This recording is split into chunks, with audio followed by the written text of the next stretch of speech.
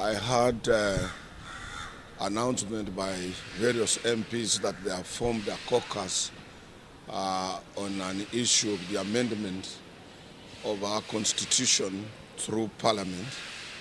I don't know what they are up to, but as an initiator and a proponent on behalf of a new constitution on behalf of Kenyan workers and Kenyan population, I'm 100% completely opposed to that caucus. And they must rethink and consult widely. Because BBI, when popular, we popularized it, we went to the public, we were in Kisumu, we were in Kakamega, we were in Narok, we were in Meru, we were in Mombasa, popularizing BBI. After popularization by politicians or proponents of BBI, including the president himself, the former prime minister, and various Kenyan top politicians, it went to counties to be authenticated and be supported and be voted for. And out of 47 counties, 44 counties, county governments or county assemblies approved it. It cannot go back. After that, it went to parliament, it went to Senate. It cannot go back to parliament.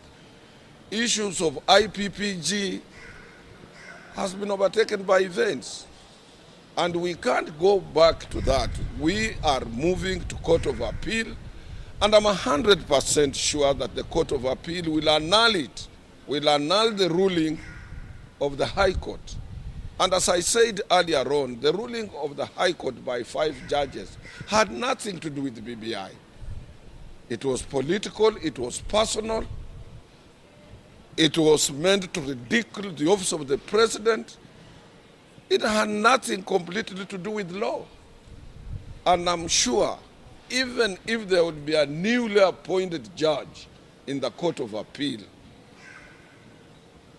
we will win. And that is where all Kenyans should aim at. The BBI is not going to be decided by caucuses. And I want to tell those people who are dreaming of caucuses to abandon that. We are past that. We are no longer there. BBI went through our 2 August houses, Parliament and the Senate, and it was approved there unanimously. And we cannot go back to Parliament for BBI. We want to go to court. Our lawyers are ready to prove that that was wrong. And there is no any other way other than popular initiative supported. We will go to the referendum and get the support of Kenyans. And those who are afraid of referendum are now the one trying to gang up in the name of saying they want caucuses. We are ready for referendum. We are ready for a new constitution. We are ready for BBI. And we are not ready for caucuses.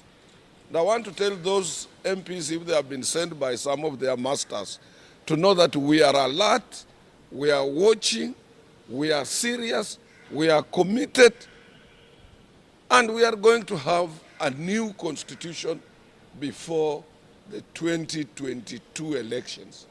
Kenyans must know that. We are going to go to the elections under the new constitutional arrangements. So those people who are dreaming that we will have an IPPG or we will have to amend, they will not amend what we have amended.